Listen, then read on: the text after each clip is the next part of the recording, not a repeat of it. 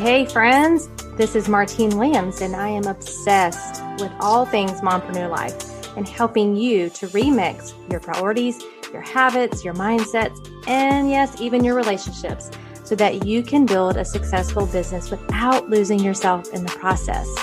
I'm also obsessed with the color turquoise and lyrics of the 80s and 90s, but that's beside the point. Girlfriend, you don't have to hustle 24/7, 365 and continue to sacrifice your health, your relationships, and your sanity to be a successful mompreneur. As a small town girl living in a lonely world to a six-figure mompreneur, I am here to teach you how. There is a better way, and this podcast is your one-stop shop for all of the how-tos, the encouragement, the life hacks, the success tips, and of course, a little side of tough love. This is the Mompreneur Life Remixed podcast. So let's do this.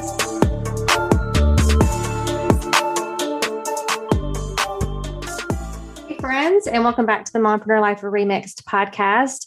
I am excited to connect with you today here on the show, and I'm very excited about some upcoming turquoise talks that I have in the pipeline for you. These turquoise talks, if you're new here, are opportunities for you and I both to hear from other mompreneurs, hear their life story, hear their business stories. And then if they have, a specific skill set that I brought them on the show for, then we talk more about that, whether it be marketing or coaching or mindset, things like that. So I'm really excited to continue on with our turquoise talks episodes. So today it's just going to be you and I. We're just going to chat a little bit, a really quick episode for you today. And it's really inspired by a book that I am currently reading. I was reading, if you're following me on Instagram, and if you're not, please come over there. I'm at Martine31Williams. But I was reading a book called The Screw Tape Letters, and I just could not get into it. Have you ever had that happen to you when you're reading a book, or maybe you watched a movie and you're watching it and you're not enjoying it, and you just keep forcing yourself to continue to read or continue to watch?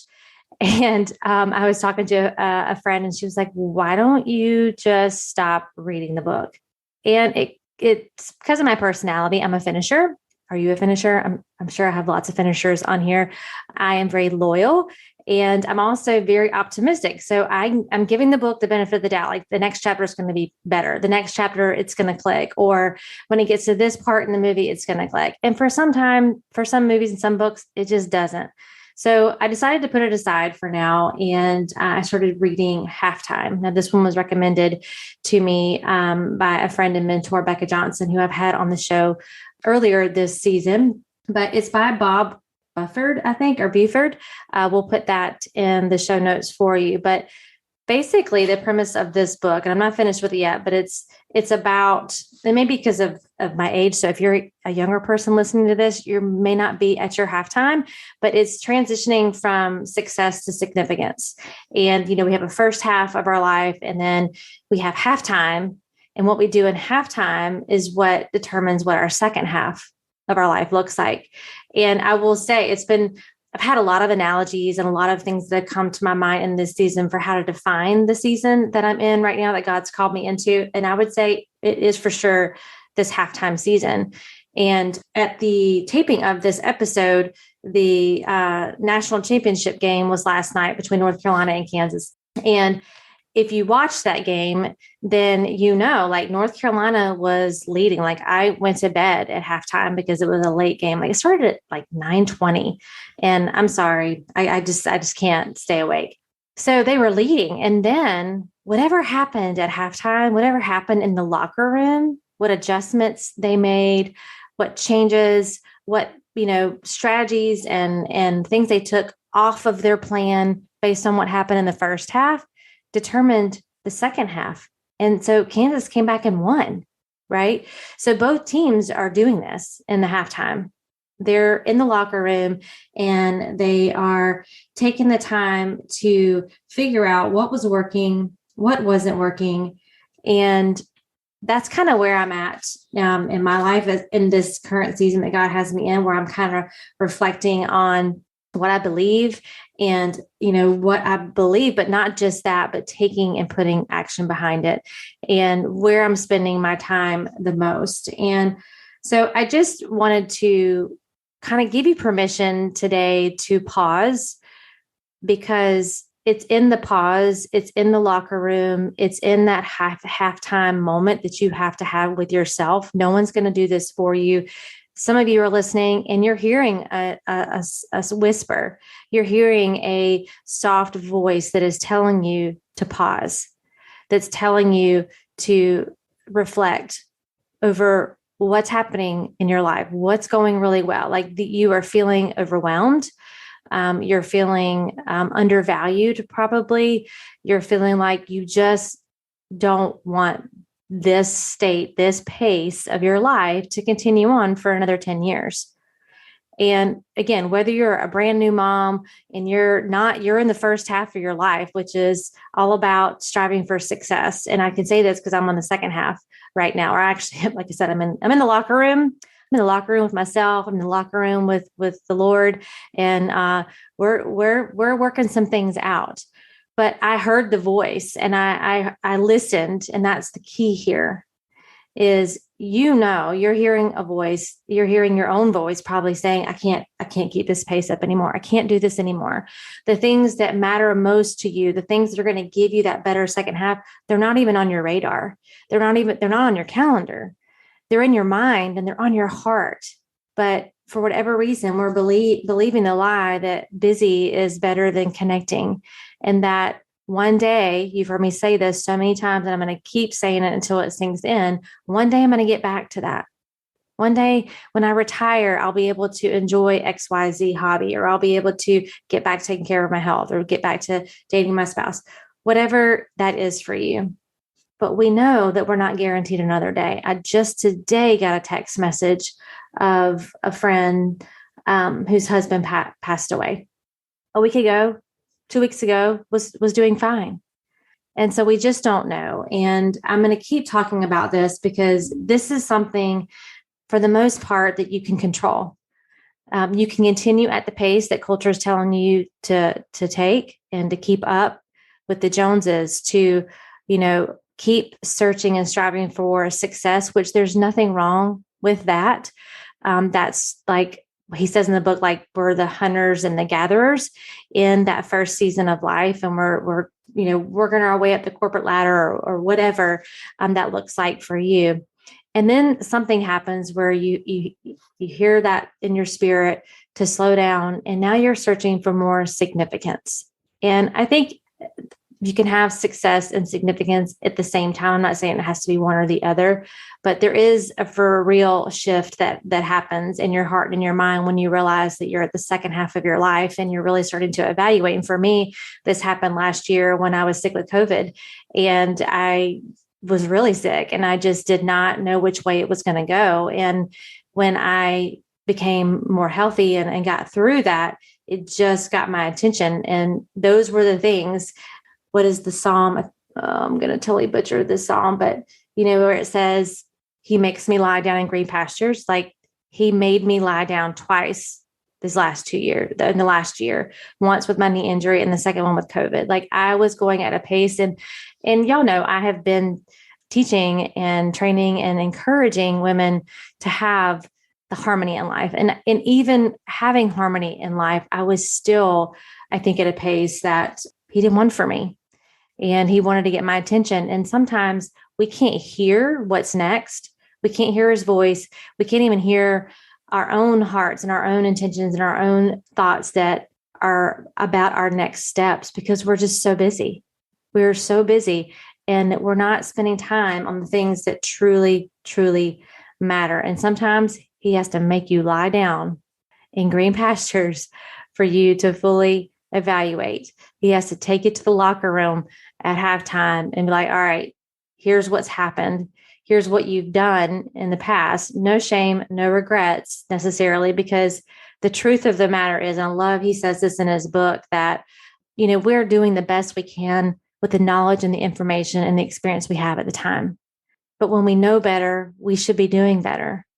And so throughout all of my podcast episodes, that's my prayer for you, is that you will You will learn something, you will take something away, not just for you to be inspired, but for you to be transformed, for you to be able to take your next step, whatever that is, because it's our responsibility, y'all, to take that next step. It's our responsibility to pause, to reflect, to slow the pace enough. Sometimes it's painful to slow it down because we have to look in the mirror and realize we need to make some changes. We need to make some adjustments. And over the last month, I have really dialed in and focused in on my nutrition. And this exercise comes easy to me. It's like second nature for me. I've always pretty much been a very active person. So that part has been pretty easy. But nutrition is different. And it's for me because it requires more thought. It requires more planning. It requires me to use skill sets that I would say are not my highest, right? I'm organized and I can follow a plan and I'm a worker, but it's the planning and the strategizing and the thinking sometimes, especially when you're trying to do it yourself, that can kind of get you stuck in one place. But anyway, so I've been really trying to dial this down and not even for really weight loss, but I just wanted to feel better. I wanted to have more energy. I just knew I was not using food for fuel. It was, whether I'm trying to numb out or whether I'm trying to just overindulge, because I used to be able to do that. I used to be able to eat candy bars, and I don't eat candy bars anymore, but, be able to indulge in things and be able to keep a healthy weight and keep myself healthy. So one of the keys to the success that I've had over the last 4 weeks is tracking, because in our minds, we can think, oh, I'm eating healthy. I'm eating healthy, or I'm getting enough of my water intake, or I'm getting enough sleep, or I did get an Oura ring for Christmas. If you're not sure what the Oura ring is, I'll put that in the links too. I don't have a discount code for you. And it is an investment. It is. I will say that. But it helps you track. It's a ring. So it helps you track like your steps, your sleep. It's one of the most like detailed sleep analysis things I've ever seen that you could actually wear on your body. It tracks your heart rate.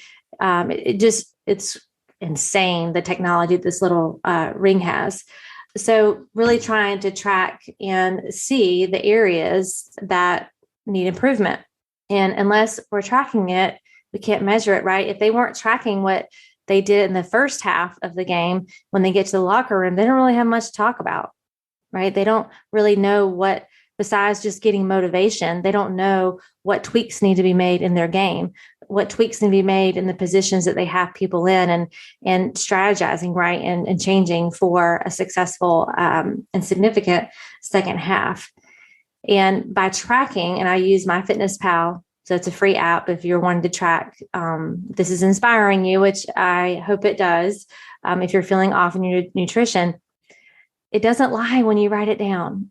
And so whether you choose to use MyFitnessPal app, which I like it because there's specific recipes that I was following and I was able to look them up in MyFitnessPal app and they're there. And so all I had to do was add that to and it does all the macros and the calories and all of that stuff. So it made it very easy at the end of the day or after each meal to know, am I hitting my macro count? Am I staying within the limits that I want to stay within? And so I needed a very simple plan. For you, you might like to write it down. I'll never forget my very best friend from first grade. We were brown bag lunch girls. We didn't have the fancy lunch boxes. And she would track all of hers. And this is like in grade school. I'll never forget this, on her brown lunch bag. So you do you, boo, whatever works better for you. But tracking is what helps you to make the adjustments. And so you may think that, oh, I am spending enough time sleeping, or I am spending enough time with my children, or maybe it's the opposite. Maybe you're feeling so ridden with guilt over not spending time on those things that matter most to you, but you really are. You just are not able to see it because your schedule is so crowded with all these other things that you're not realizing the time like you're spending with these the people that are most important to you and the things that are most important to you. So I just had a conversation with a coaching client, and I think I might have shared this on last week's episode, or maybe I've just had this conversation with her, but she was really feeling poorly about a relationship with one of her children. And she has two. And then she was sharing with me with the one, how she's been spending all this time, like he loves to cuddle, and they spend an hour every night. And I'm like, it came out of her mouth like so simple and so easy, but she didn't realize how significant that was. I mean, do you know how many kids would love to have an hour cuddling on the bed or on the couch with their mother? And so until we're tracking and writing these things down, you don't know the areas that you're doing really well in, and that you can like pat yourself on the back and give you that encouragement that you need. And also the areas of improvement. And inside my Choose You course, this is something that I encourage those students to do, which is to do a daily time tracker for 3 days, just like you would do if you're trying to get a handle on your nutrition. Like, don't hold back. Don't, feel shameful. Like if we don't know where we are, then we don't know how to impact it, right? You get to the locker room, you get to halftime. And if you don't have a track record of what you've been doing, then you don't know how to make an impact and to make it change. And this may seem so simple, but I'm telling y'all time and time again on conversations with my coaching clients, conversations with the students, conversations with just my friends, this is something that we're not doing. We're not tracking to see exactly what's going on so we can make those adjustments. So I want you to think about, I really want you to, and this again, you can do this on a piece of paper, just write it out. I want you to write out the activity. And I probably should make this, I'll get this to you somehow, maybe not with this episode, but it's a very simple thing. You basically just write on one line your activity. So what was activity? And I want you to track everything you're doing that day. That means scrolling on Instagram, listening to podcasts, run to the grocery store, playtime with one of your kids, watching a Netflix show, whatever it is, whatever you've done. Just like when you're tracking your nutrition, everything that goes in your mouth, you should be writing it down, liquids or solid foods. So activity, what activities are you doing throughout the day? And I want you to do this for 3 days. Okay. Commit to it. 3 days.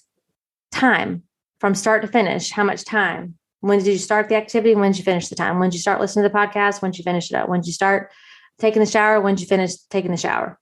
I know this sounds so ridiculous, but it's going to give you a really good starting point to see where you are spending your time, because we all have the same amount of time in the day. And there's only 3 ways to get more time in your day. You either do it, delete it, or delegate it. And so we have to really look at what we're spending our time on. Okay. So then time spent. So what was the total time spent? So you write out your start and finish, and then your time spent. And then I want you to think of them as priorities. So what has a high impact? So that would be an H. What has low impact? And that would be an L. And then no impact. So you would write in the next line or column an H, an L, and M. Was it a high impact activity that is getting you closer to your goals for professional or personal? If you're really wanting to cultivate better relationships with your children, is what you spent your time on have a high impact, low impact, or no impact? Like it's just neutral. It doesn't really impact either way. Okay. And then this is a big one. Was it planned? Was what you just spent time on, was it planned? Yes or no? How much of your time are you spending reacting to other people's priorities? I want to say that again. How much of your time are you spending reacting to other people's priorities that completely hijack your calendar, hijack your plan? Now, you want to allow flexibility in your calendar. I am the queen of that. Sometimes my assistant would say to me, you have so many appointments scheduled back to back to back to back. Like you don't even have time to use the restroom. You don't even have time to eat lunch. Like, and if anything goes wrong the whole day, right, there's like no margin. But I want you to take note of, especially my mompreneurs out there who are trying to have that harmony in your life. If you're spending your time on unplanned activities, like responding to emails, that needs to be scheduled on your calendar, a time for you to respond to those. Because if not, you're just going to be reacting to everybody else's priorities for you that day. So was it planned? And then the last thing I want you to ask yourself is, could you delegate this task? Like, is this something you could delegate? And I've talked about this, I think, on previous episodes. But when you're finding yourself doing something, I want you to ask the question, could someone else be doing this? Or is this something only I can do? Like only you should be cuddling with your child, right? But are you the only person that can cook dinner? Are you the only person that can be in charge of your email? I'm speaking that out to my mompreneurs. That was the hardest thing to delegate out, but it was so freeing once I did. And that's a whole nother episode. But could you delegate the task out? And if so, to whom? To whom? This doesn't have to be paid help. This could be help within your house, within your own home, AKA your children, stepping up and helping you carry some of the load in the home and taking care of the home. It's a team effort in the home. And if you don't have family in the home, or you're going through a divorce and you don't have some of that support, who are some friends that would love to serve you in that way? Okay, so think outside the box. Don't think, well, I don't have the money to hire someone to come in and delegate this out to. It doesn't have to be a paid position. Okay, so that's what I want you to do. I want to challenge you to do this with your time, activity, whatever you're doing throughout the day. Write it down. You might even could do this. Probably wouldn't be as easy to use your phone, your notes in your phone, but I guess you could if you wanted to. So what's the activity you did? Start time, finish time, how much time was spent? What was the priority? Was it high, low, or no impact at all on your goals or your piece or whatever you're trying to create for your second half? Was it planned? And then could you delegate the task? And if so, to whom? This is going to be eye-opening. I already feel it. It's going to bring freedom. It's going to be eye-opening. I think you'll be encouraged by the things that you are doing, but I also think you'll find some challenging opportunities for you to make some tweaks so that you can move at a different pace, so that you can put in time in the mornings or in the evenings, just some quiet time for you to hear from God. That is something that's been so beautiful for me in this season, is being forced to slow down, even slower than I thought I was going. I thought I was good, but slowing down enough and really having that time to hear from him and to hear and just to feel his presence. So that's something I want for all of you, because I am living out the joy from it. I'm living out so many benefits of this season. And it's just something that I've seen over and over and over and over again. Women coming in and out of burnout, women coming in and out of seasons of guilt for the things that they don't feel like they're doing right. And unfortunately, some situations where things have completely shattered in their life and their relationships because they weren't keeping the main things. They hadn't truly even identified what was the most important thing, because your life can get filled with lots of things. We can get busy, right? Busy is a disease. But are we busy with the things that matter most? Are we spending time with the people that matter most, that at the end of the day are the ones who are going to be there on your roughest days, the ones that are going to be there to encourage you and lift you up, the ones that are going to be praying for you throughout the different seasons?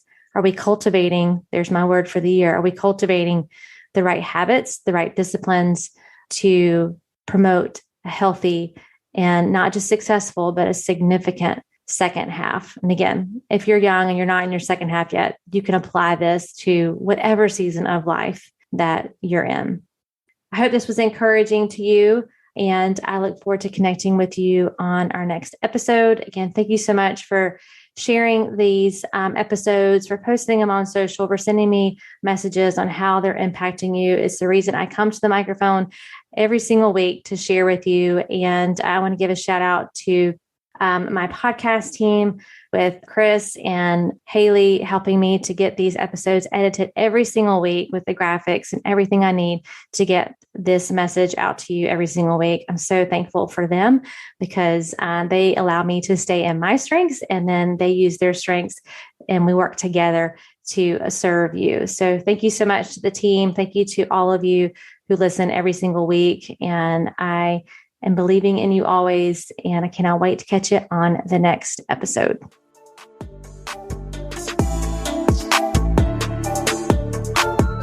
Well, that's a wrap, friends, for this week's episode of the Mompreneur Life Remixed podcast.